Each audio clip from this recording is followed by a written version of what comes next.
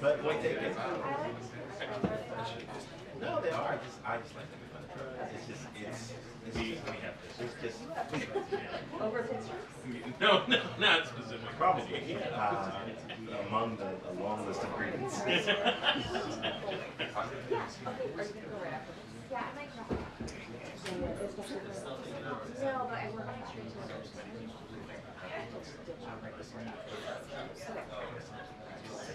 the weather's fine, so yeah, I'm just gonna grab it. Sounds good.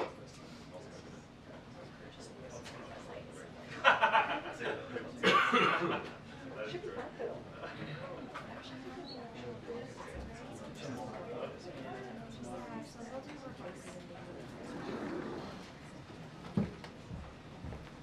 All right, good afternoon, everyone.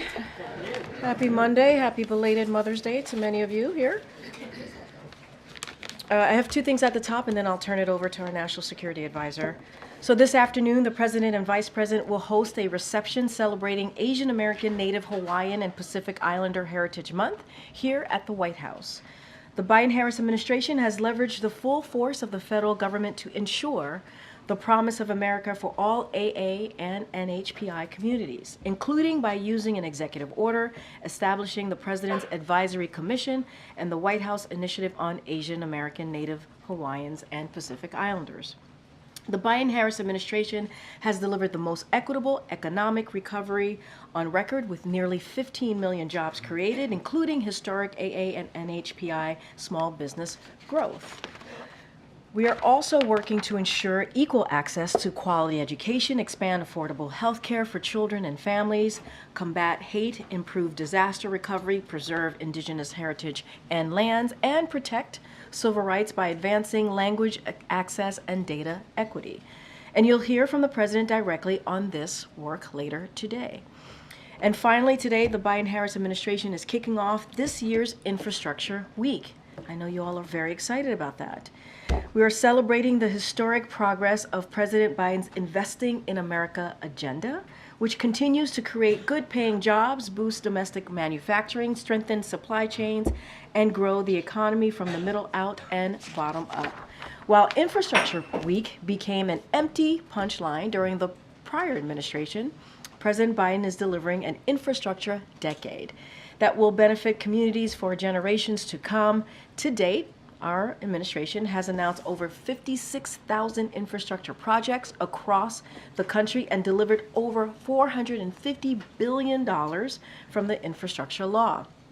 Today, we release an updated map showcasing thousands of projects that are underway, as well as new state-by-state fact sheets that spotlight investments and projects across the President's entire Investing America agenda.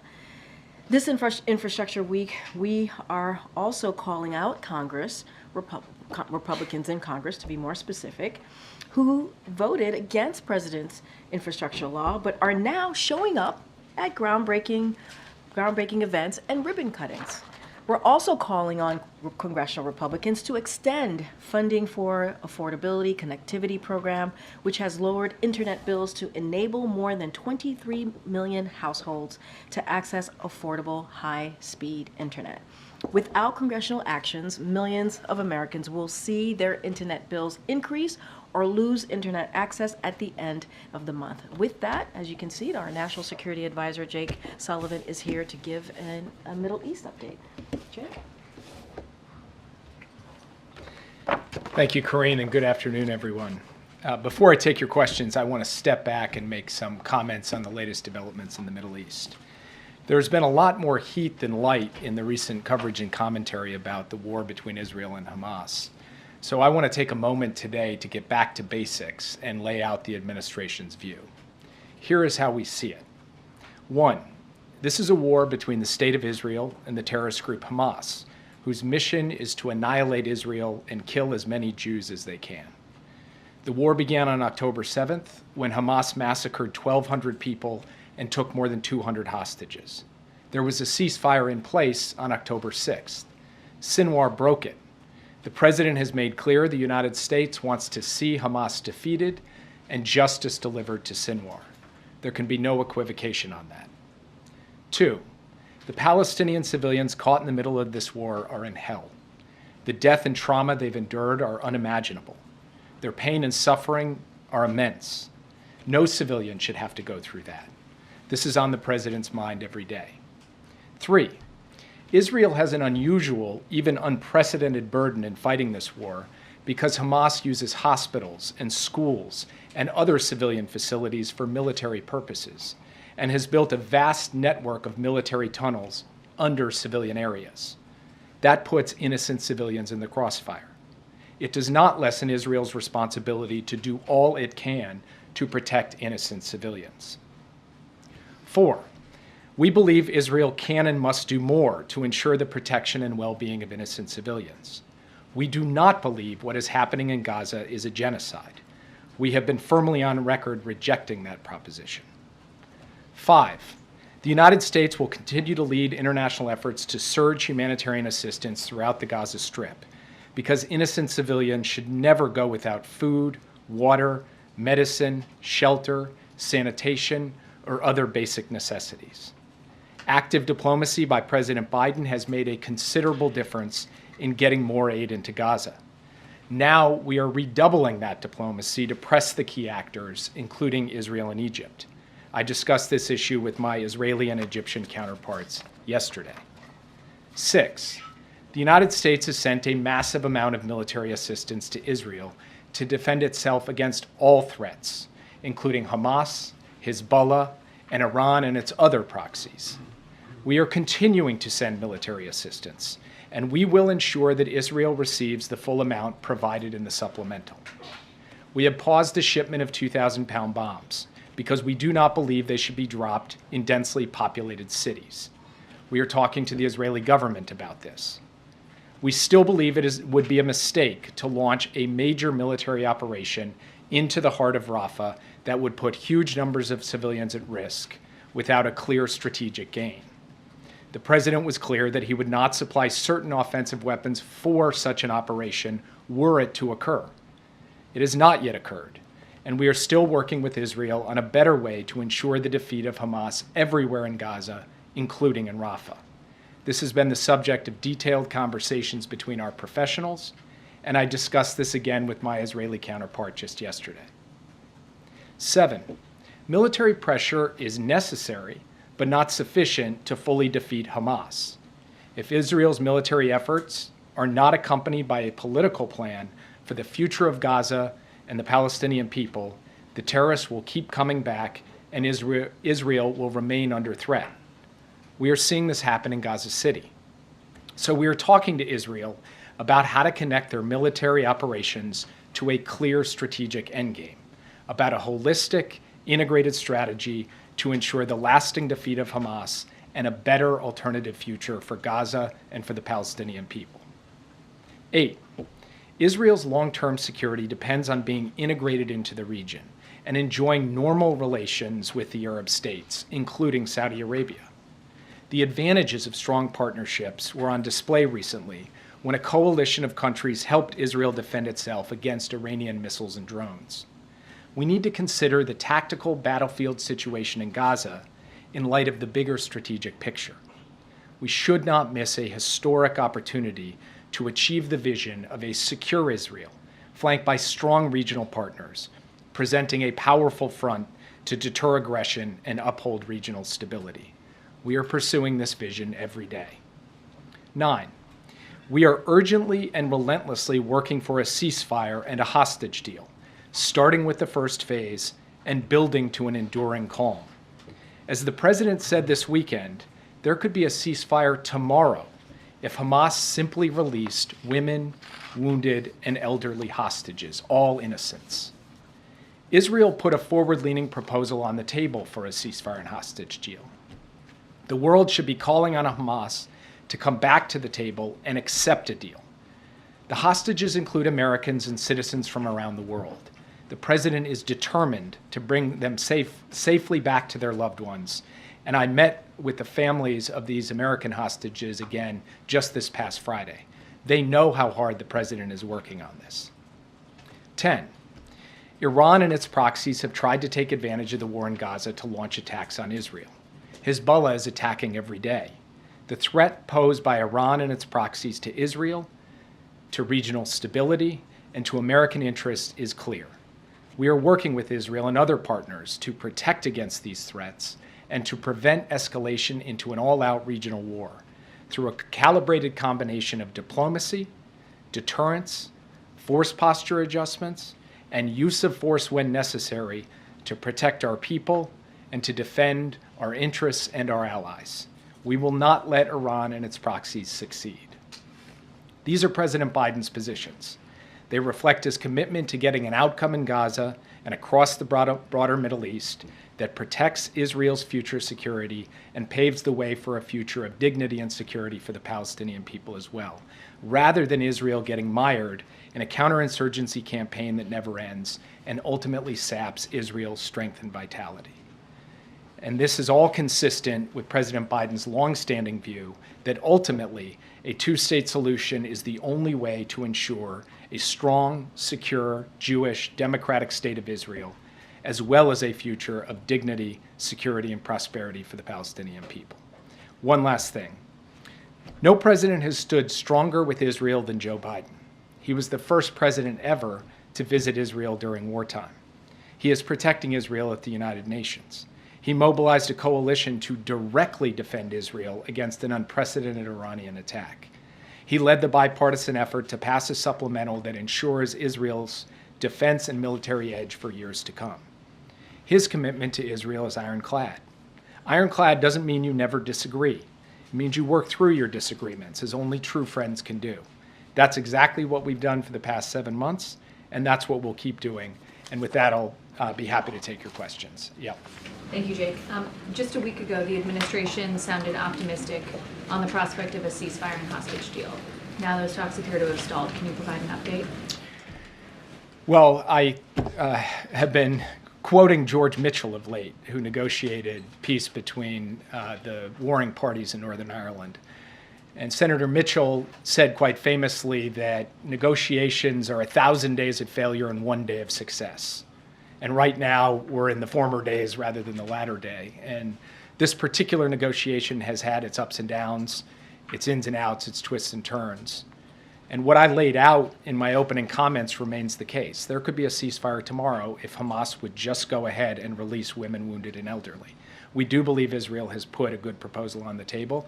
Hamas has put a counter proposal on the table. The world is calling for a ceasefire. Those who are doing so should go to Hamas and say, come to the table and work until we get a deal. I can't predict when and if that will happen. I can tell you that we remain committed to pressing the diplomacy to achieve that outcome on behalf of the American hostages and all the hostages, and on behalf of getting to an enduring calm in Gaza. What exactly the next step is, we will have to see. This is a dynamic situation that involves the diplomatic element as well as the military element, including the recent operations that Israel has taken in Rafah. So we will now have to see how things unfold in the coming days. You said that it was down to language. What is it down to now? Well, in the end, when you're talking about a phased agreement that has multiple elements relating to sequencing of hostages coming out, movement of military capabilities, surging of humanitarian assistance, movement of civilians, all these things are quite detailed, and working through those details is what is going to be necessary to get this across the finish line. We believe there is a framework that both sides could sign up to, and it's really about the specifics of that framework and filling that out that's necessary. Language ends up being on a page, but it is what reflects the implementation of those details. That's what we're working with the parties, both with Israel and with Qatar and Egypt, who are in close touch with the representatives of Hamas. And we'll keep you updated as we drive to the finish line. We are intent and determined to get all of the hostages home. We are intent and determined to produce a ceasefire and hostage deal. We believe we can achieve that. I cannot tell you when. Yeah. Jake, I want to ask you about Russia, but just first on this topic. In the readout, your call with Israeli officials yesterday, it said that you're going to have this meeting again in person soon. Is your expectation, well, one, when is your expectation that meeting will happen, and do you expect that there won't be a Rafah offensive until that meeting has taken place? I expect it'll happen in a matter of days, not weeks. We haven't announced a specific date on the calendar, but this isn't going to be long in the future. We're just talking about scheduling so that we can get the teams together. Because, of course, it's not just me meeting my counterpart. It's military intelligence and humanitarian professionals on both sides being a part of that conversation as well.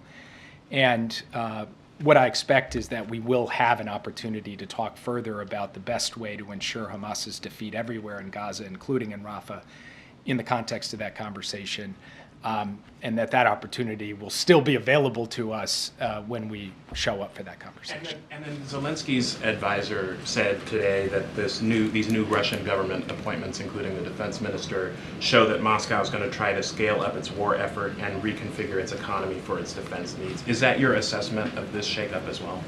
Look, it's an opaque system.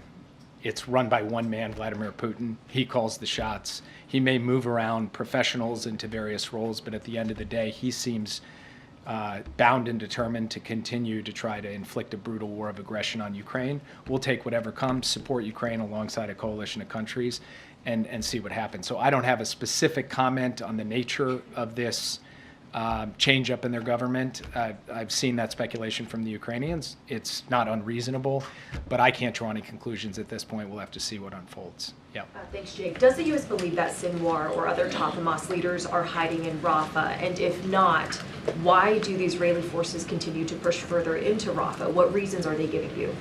Look, I've seen the public reporting on this, both in Israeli press and in American press, citing intelligence officials suggesting he's not actually in Rafah. I'm not going to comment from intelligence on intelligence operations from the podium, so I'm afraid I can't go further in trying to answer your question. But it's a reasonable question if, in fact, it were the case that he weren't in Rafah, but I can't confirm that one way or the other from this podium. What reasons are the Israelis giving for why they continue to push forward in Rafah? And do you get the sense that they're taking the U.S. warning and threat seriously?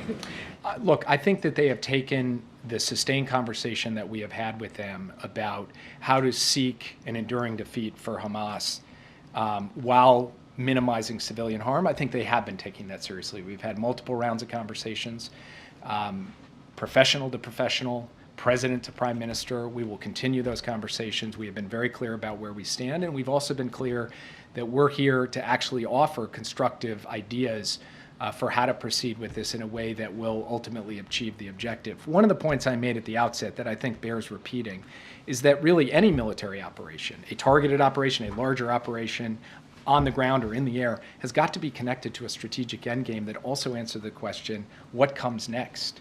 And that's something that we're really bearing in on with the Israeli government, and feel that there needs to be more attention on that piece of it, lest we end up in a circumstance where Israel conducts a military operation, kills a bunch of Hamas guys, also creates some harm to innocent civilians caught in the crossfire, and then terrorists come back, as we have seen them come back in Gaza City and Khan Yunis and other places. We want to avoid that outcome. We want an outcome in which the page gets turned from Hamas's terroristic reign over Gaza, and a better future comes for the Palestinian people and for the security of the state of Israel. That's what we're going to keep working through. Yeah. Thanks, Jay. I know you don't previously haven't wanted to talk about drawing red lines, but Israel is continuing to strike Rafah, and they're continuing to order the evacuation of large numbers of civilians. So how will you assess when it has crossed over into a full-scale offensive from the current operations that are happening now? We're watching this very closely, as you are. We're consulting closely with the Israelis. We're collecting our own assessment of what's happening on the ground. The Israeli Defense Forces have indicated to us that the operations they are currently pursuing are targeted. They are not the kind of massive military operation that we have talked about. We'll make our own judgment on that as we see things unfold, and it will be based on a totality of factors. It's not a mathematical formula or a mechanical determination. It's something we will judge based on what we see, and the president will then make his determinations. We have not seen that happen yet. Yes, April. Jake, you've said some of the most strongest words yet about the Palestinians, protecting them, protecting the innocent civilians, as well as assuring their security and aid. What has your department, the National Security Council, as well as Steve Benjamin said to Morehouse in the lead up to the president's speech, trying to quell the concerns about protests during his commencement address this weekend? I have not spoken with the folks at Morehouse, and I'd have to defer to Steve to relay to you what he said to them in their conversations. We're, of course, focused on the policy as it relates to the ongoing war and the situation in the Middle East. I have not been engaged in or involved in the preparations for the President's commencement address. It's important to get out right now, as there are people who are walking out on college commencement addresses, as people are turning their backs, wearing scarves that represent Palestinians. Is this message important to get out for these upcoming commencement addresses that the President is delivering? The President called Prime Minister Netanyahu at the beginning of April, more than a month ago, to register his very strong concern about the need to get more humanitarian assistance in, and he put out a strong public statement at that time. So the premise of your question, that I'm now coming to speak about the issue of surging humanitarian assistance or protecting civilians, is not a premise I'm afraid I can accept. The President's been very strong on this. Secretary Blinken has been strong on it, and not just in what they say, but in the work that we are doing with Israel, with Egypt, with the United Nations, and frankly, through our own activities, including airdrops and the work to get this pier in place to begin to surge humanitarian assistance in by sea.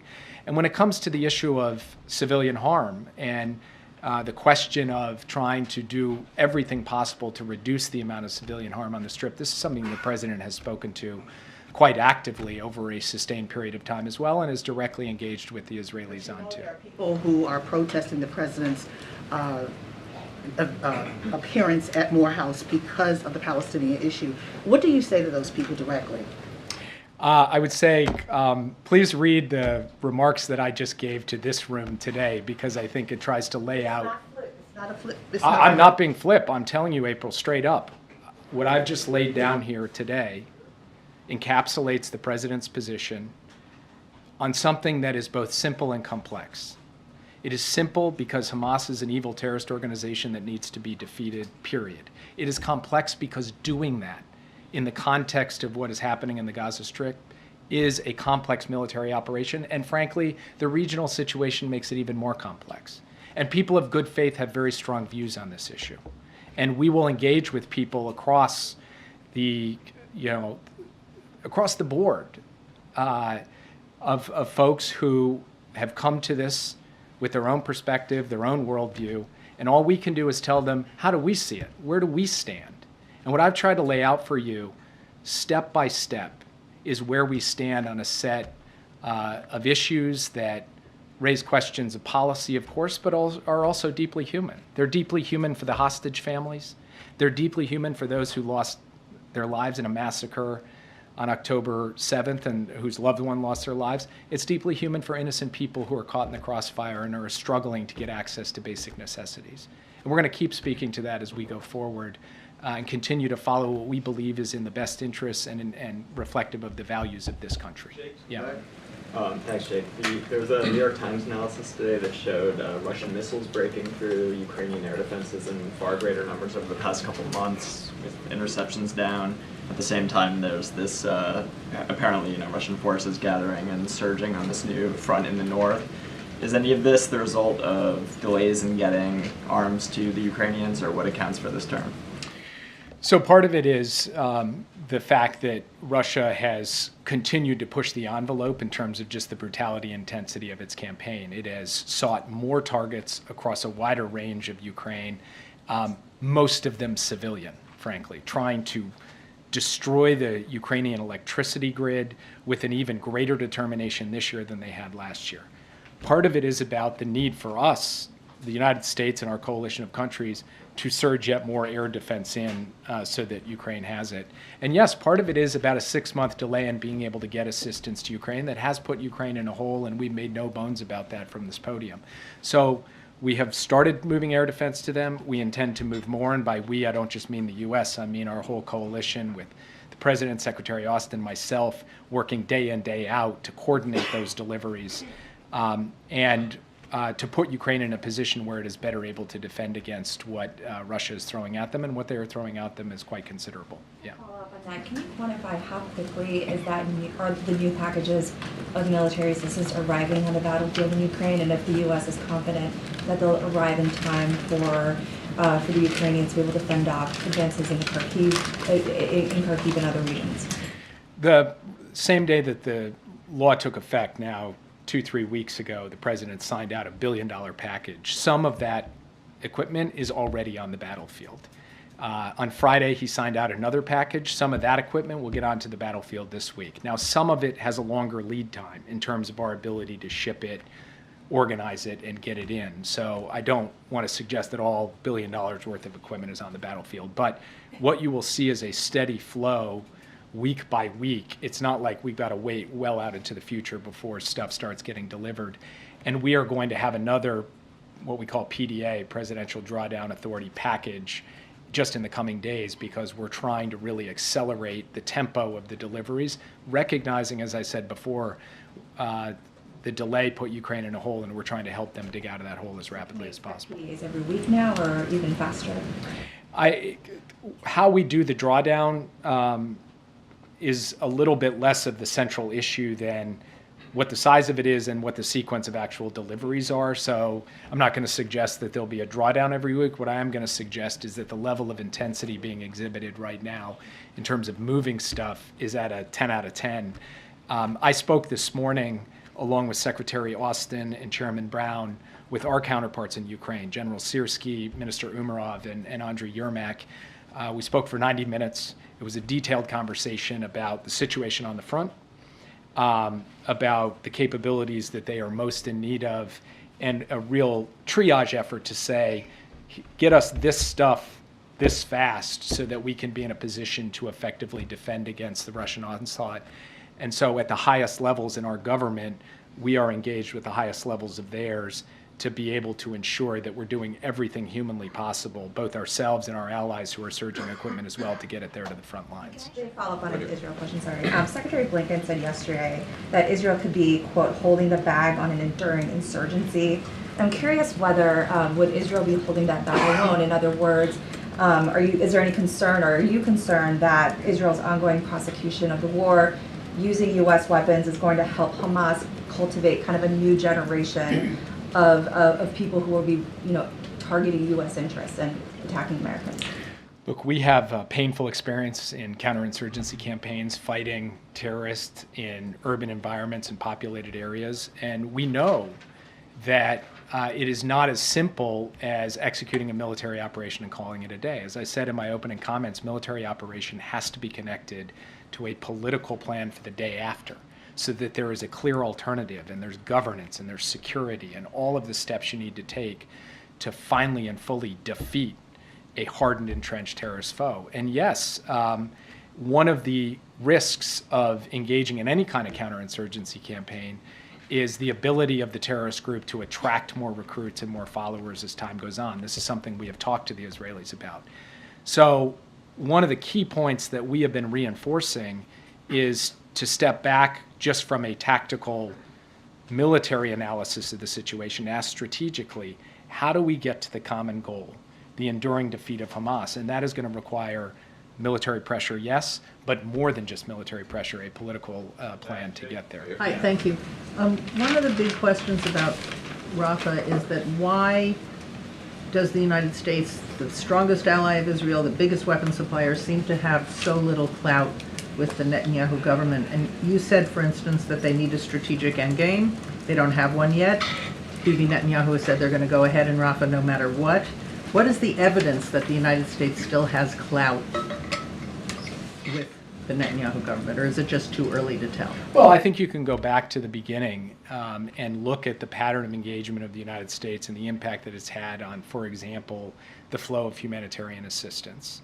And we believe also that in engaging Israel on the question of civilian protection and civilian harm, they have made adjustments over the course of time. And then with the question of a strategic endgame, I don't think that's really a question about American influence. That's a question about Israel's strategy and what Israel chooses to do.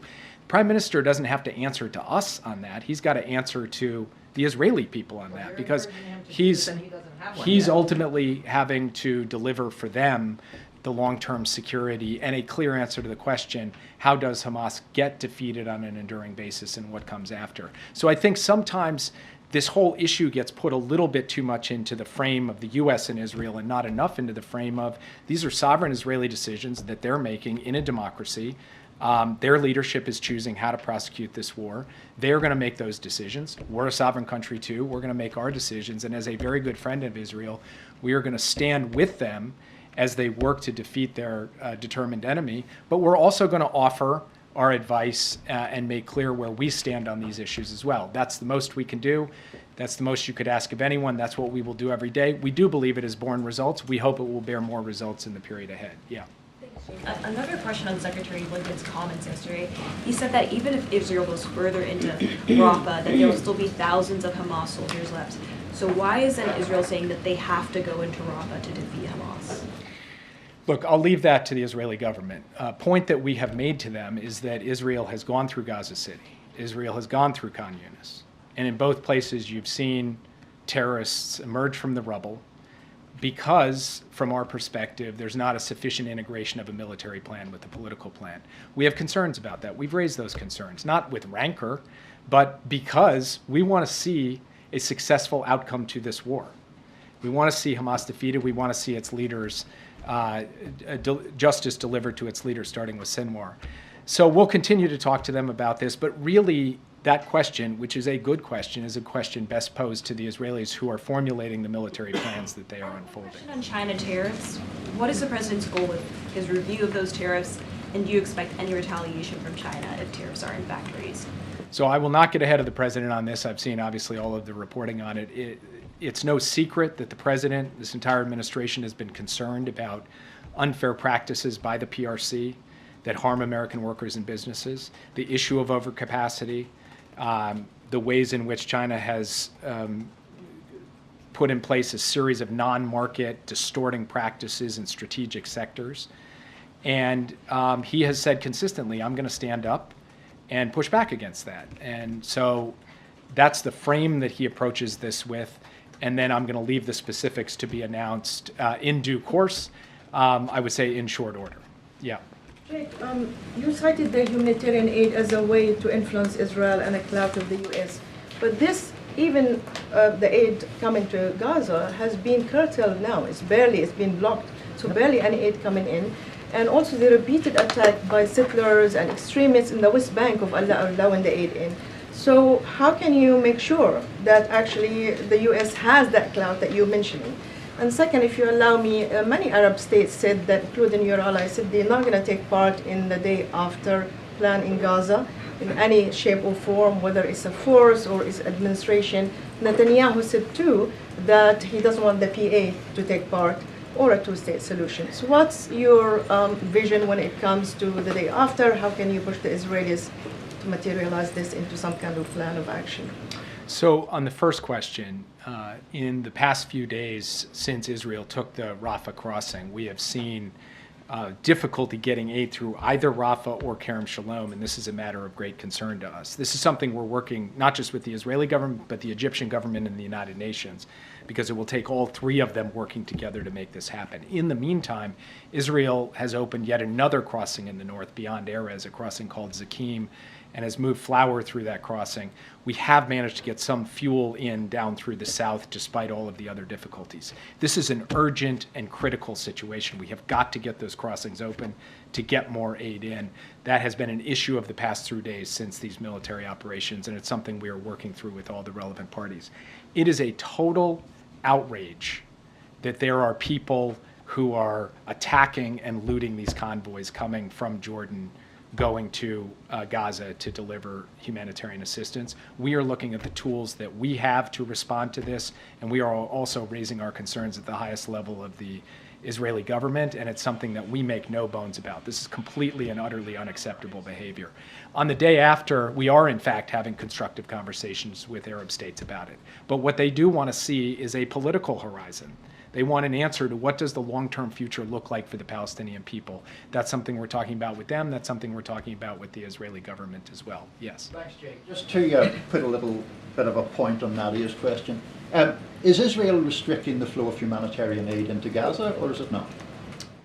So first, I would point you to the findings of the State Department report that just came out over the weekend, We believe that there were periods over the last few weeks where there were restrictions that had to be worked through, but at the time we put that report forward, we felt that there was sufficient work being done by the Israeli government with respect to the facilitation of humanitarian aid that we did not make a judgment that anything had to be done in terms of U.S. assistance. That continues to be our position today. In plain language, they're restricting it, but it's okay in the way that they're restricting it. Those are your words. They are certainly not my words. I'm not sure if that's how you ask questions, but yeah, go ahead. Jay, good afternoon. As we sit here 7 months into this war in Gaza, how confident are you as you stand there that the hostages, the remaining hostages, will come home, A, and B, how many of them do you believe are actually still alive? I cannot give you a clear number of how many are still alive because we do not have total fidelity on that, unfortunately. And it's something that we watch every single day. We know there are deceased hostages, and we know there are living hostages. And we know that with each passing day, the risk to those hostages also goes up, which only redoubles our commitment to try to get to a ceasefire and hostage deal as rapidly as possible. But unfortunately, I'm not in a position to give you fidelity on those numbers because nobody entirely has it. We have our analysis, our assessments. Some of that is driven by intelligence, so I have to be cautious in sharing them.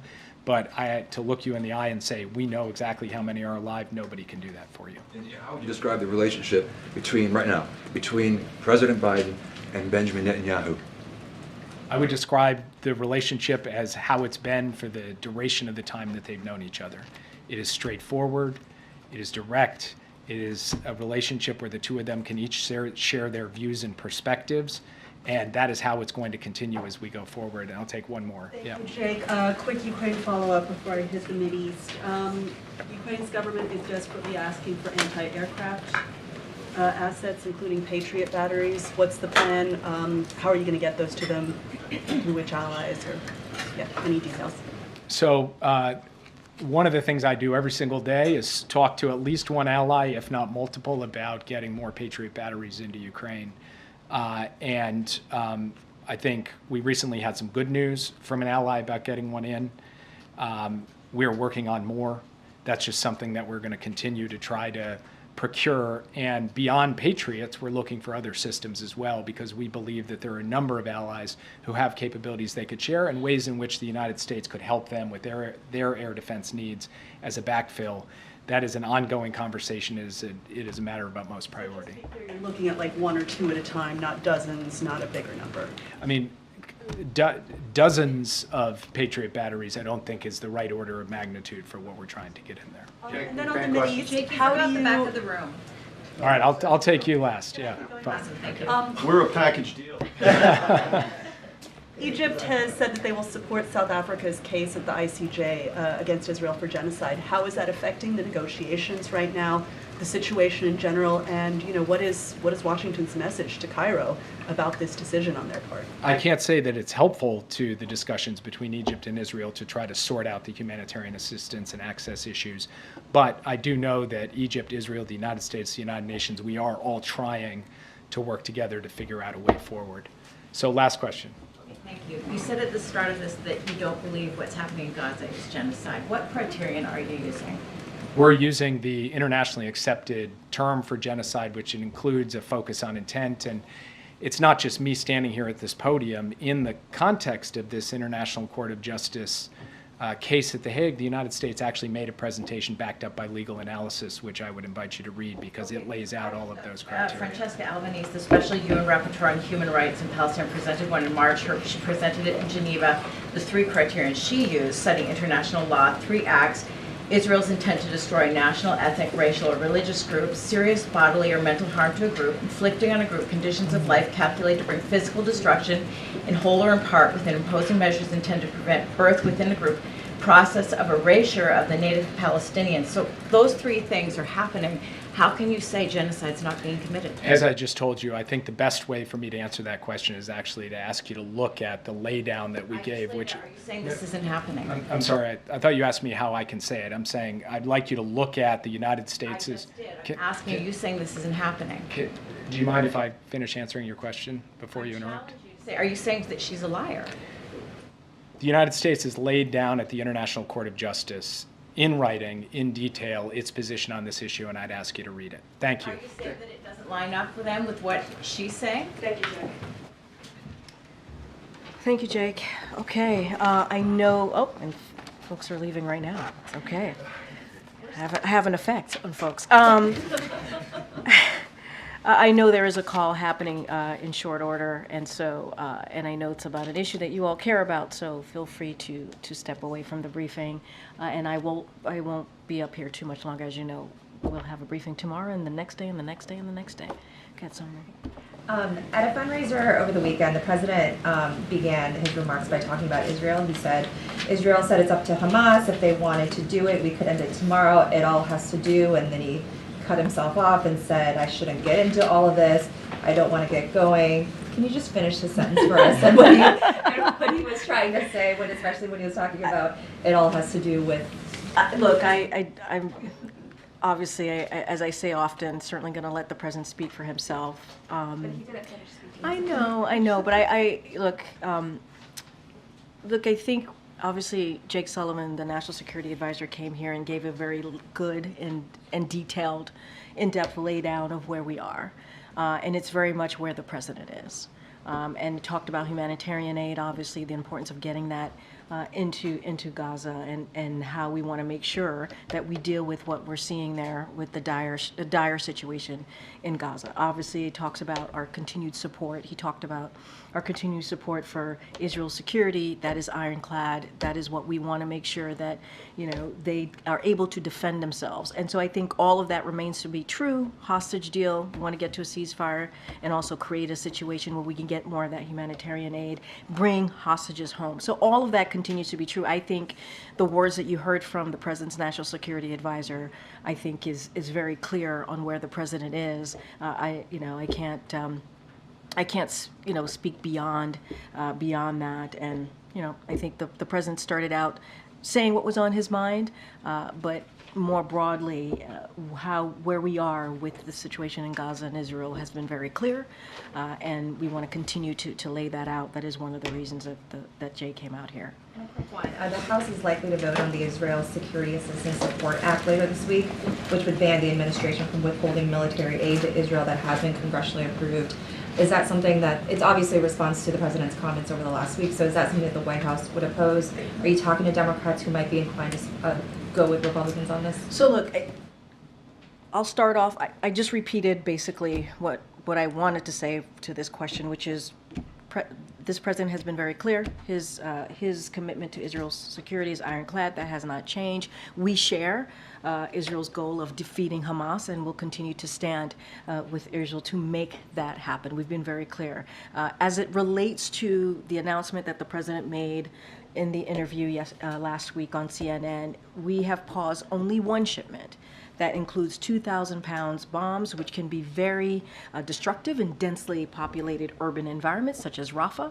You heard, obviously, Jake just speak to this. And then so regarding this bill, as you just asked me about, Sungmin, we strongly, strongly oppose attempts to constrain the president's ability to deploy U.S. security assistance consistent with U.S. foreign policy and national security objectives. It is our objective as well that we plan to spend every last cent appropriated consistent with legal obligations, including in the recent supplemental, that national security supplemental that was just passed and the president obviously signed. We are committed to that to that supplemental, so that has not changed. Okay, got April. This week, President Biden is going to commemorate the anniversary of Brown v. Board. Does this president or this administration believe that Brown v. Board may have been weakened by the Supreme Court's decision on affirmative action in college admissions? So as you just stated in your question to me, the president is going to commemorate Brown v. Board, and he's also going to meet with the families. That's going to happen on Thursday. On Friday, he's going to go over to the National Museum of African American History and Culture. He'll be there on Friday to give a really important speech. I don't want to get ahead of the president, but to your question about the Supreme Court's ruling in in Students for Fair Admissions versus Harvard last year, the president reiterated that his administration will fight to preserve the hard-earned progress we have made to advance racial equity, civil rights, and expand educational opportunity for all Americans. Specifically, the president called on colleges and universities when selecting among qualified applicants to give serious consideration to adversities students have overcome, including the financial means of a student or their family where a student grew up and went to high school, and personal experience of hardship and discrimination, including racial discrimination that a student may have faced. As the president said last June, when this verdict came down, he strongly disagrees with the court decision and believes that one of the greatest strengths of America is indeed our diversity. The president, again, is going to speak about this on Friday, so I don't want to get ahead of him, but we have made very clear how we feel about this decision that happened almost a year ago. But does he believe that it undermines Brown v. Board, this historic ruling that integrates schools, and we are actually seeing the segregation of schools still in this country?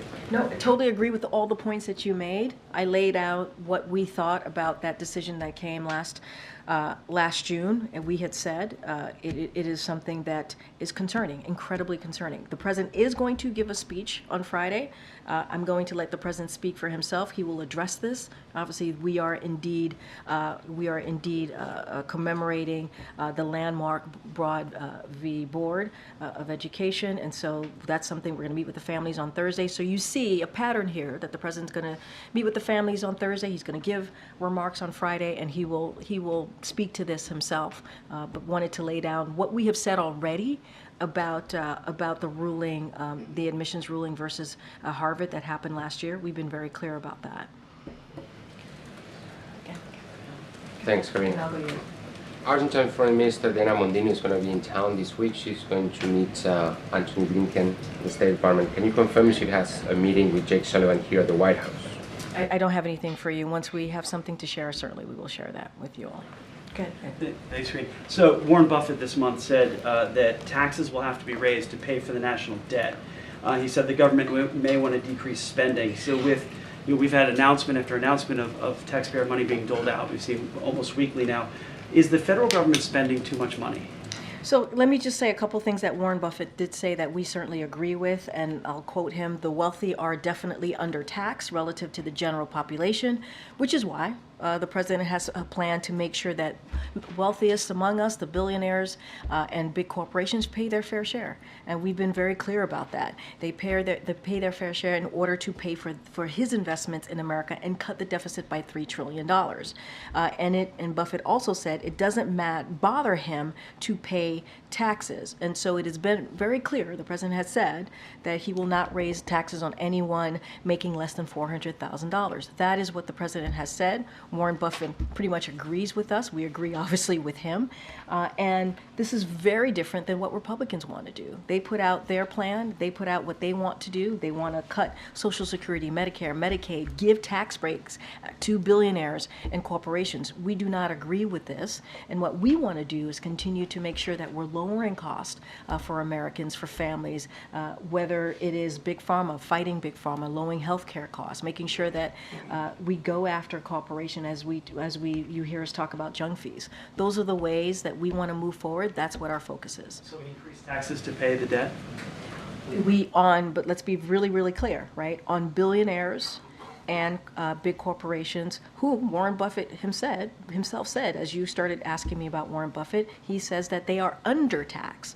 And that is something that the president agrees on. And he believes if we are able to do that, to tax corporations and billionaires, that would pay for his investments in America and cut the deficit by $3 trillion. That is something the president has been very clear about since day one. One more, if I could, on China and the tariffs that are coming. So in July of 2019, then candidate Biden said that tariffs on China are abusive policy. Has the president changed his mind and now believes tariffs work? So look, I'm going to be really mindful. I'm going to let in due order. You'll hear directly from the president, directly from us. So don't want to get ahead of that. Jake said it really well when he was here. We have always had concerns on China's unfair trade policies. We've been very clear about that. And the last administration, when they did a trade deal with China, what it did is it failed to increase American exports or boost manufacturing. That is not something the president wants to see. He has been doing the opposite, making sure that American manufacturing is created here, right here in America. And so that is something that he has been very focused. He says he wants to protect American workers, protect businesses, American business. That's what the president wants to do. He spoke about this when he was in Pittsburgh not too long ago, talking about making sure that we see fair business practices as it relates to American workers and American businesses. So don't want to get ahead of that, but we've been very, very clear on how we move forward on these types of practices as trade practices and what we want to see, and that is the framework, as Jake Sullivan said here moments ago, that we move forward. And so he now believes tariffs work. I'm just going to be really mindful, not get ahead of what we're about to announce soon, and what we have been really, really clear about is protecting workers, protecting businesses, and we have called out China's unfair trade policies, and so we're going to continue to do that. Okay, Phil in the back. Thank you. There's new reporting in the Wall Street Journal that found that the FDIC director, Martin Grunberg, disrespected, disparaged, and treated unfairly officials there, and that he was known to be someone who could not control his temper. Obviously, President Biden said early on in his administration that he would fire on the spot anyone who bullied or unfairly belittled a coworker. So has the president seen those reports, and if those reports prove to be accurate, will he take action? So I don't have any personal announcements to make at this time. The FDIC administrator, chairman to be exact, apologized and spoke to this, and so certainly I would send you there. The FDIC is an independent agency, so would refer you to them as to anything else coming out from the FDIC on this particular matter, but I just don't have any policy personnel announcement to make at this time. Thanks, Karine. I know you don't want to get ahead of the announcement, but can you just more broadly talk about the role that tariffs play here in trying to balance protecting American workers versus consumers? Because tariffs are often a tax to consumers. So how can you ensure Americans that with more tariffs, it doesn't come with higher costs? So I'm going to let the announcement speak for itself, but what I can say about what China has played here, they've played by a different set of rules, and this is what we know to be clear, and it has been unfair and anti-competitive economic practices. For example, forcing technology transfers and stealing intellectual property, distorting market forces with unrivaled subsidies, barriers, and regulations, flooding markets with artificially cheap products to wipe out the competition. And that's what we have seen from China with their unfair trade policies. We have done the opposite here. And what we have tried to do is invest in our Invest in America agenda is $860 billion invested by the private sector in manufacturing and clean energy. Nearly 800,000 manufacturing jobs created right here in the U.S. So you see the president's investment in America. This is what his agenda has been all about. And as I stated moments ago, when Trump administration, when they went forward with their trade deal, what it did is it showed that that deal with China, it failed to increase American export and boost manufacturing. We have tried to change that, reverse that, and so I want to be mindful. I'm not going to get into an upcoming potential announcement, and so I'm going to be really mindful there. But we are all about, and this president has been very clear, protecting American workers, protecting American businesses, and we're going to continue to do that under this administration. And can you just talk about the president's preparations for the upcoming commencement speech at Morehouse, and does he plan to address the concerns of some students and faculty who have conflicting views about the president being there? So a couple of things there. The president's going to continue to work on his speech with his senior advisors. That's what he's going to do all week. He sees this moment as a very pivotal moment, an important moment to a lot of these young graduates. Let's not forget some of these graduates missed out on their graduation from high school because of the pandemic. And this is going to be a celebration for them, an opportunity to have a commencement, to have a graduation that they sadly missed out on. So the president has done these type of commencements. He did 2 of them last year. He's done them throughout his as a vice president, as a senator. He knows how important it is, not just to the graduates, but the families, the people who love them. And so you'll see themes, obviously, in his commencement speech. He will give an uplifting remarks on what's to come and what they can look forward to, but also acknowledging, what's ahead, the difficulties that are ahead. And look, as you started your question to me about how people are feeling, we've been very clear about that too. We understand how deeply personal this moment is for many Americans across the country. We've been very clear about that. We understand that. That's why we've had conversations with members of the community that's affected by this. We've had conversation with the Muslim Americans, Palestinian Americans, Arab Americans. The president has, White House officials here have. They've traveled to 2 states across the country to have those very important conversations, and will continue to do that. But also this moment, the commencement speech, is such a celebratory moment, and we believe it's important. It's important in this instance. Morehouse is going to hear directly from the President of the United States, and I think that's a memorable moment as well. Good. Thanks, Karine. Where do deliberations stand on this potential White House plan to allow a certain number of Palestinian refugees into the U.S.? So I don't have any updates for you. I know I've been asked this question multiple times about conversations happening here. Don't have anything to share. What I will say is, and I've said this many times before, in the beginning of what occurred on October 7th, we put in a plan. There were about 1,800 Palestinian Americans that were in Gaza, and we did everything that we can to get them out if they choose to, if that's something that they wanted to do, and certainly we were able to do that. As it relates to a refugee program or anything in that nature, I don't have any announcement to make, and I'll just leave it there because I want to be really mindful about that, about getting ahead of that. Does the fact that a lot of Democratic senators were sort of lukewarm on the idea make it less likely that something like that will happen? I wouldn't say that. I wouldn't say that, confirm that either way. What I will say is we don't have any announcement to make at this time, and so obviously we're going to look at everything. So the U.S. has withheld bomb shipments to Israel, and on Friday the State Department sent a report to Congress. So did the report further support the administration's stance, or are they having second thoughts about it? Say that one more time. So the U.S. has withheld bomb shipments to Israel. Yeah, just one shipment, 2,000 bombs. Yep. Right. And so we had 2,000 pound bombs. Right. Yep. So and that is connected to what we have said, and we have made very clear about our public and made this publicly and privately, our concerns about a major military operations into Rafah. And so we have been very clear about that because of the more than 1.4 million Palestinians who are there, they are seeking refuge. And so we've been very clear about that. So we have paused one shipment, and that's what the president spoke to last week. That's what Jake spoke to just moments ago. Right, so the report, does it sort of further strengthen what the president is doing, or is it giving him pause? What did you think of the report that the State Department sent to the Congress? I mean, I think Jake spoke to that, and he talked about the findings of the report, how it wouldn't change our policies. That's number one, and this is an ongoing, transparent process. I don't have anything else to add beyond that.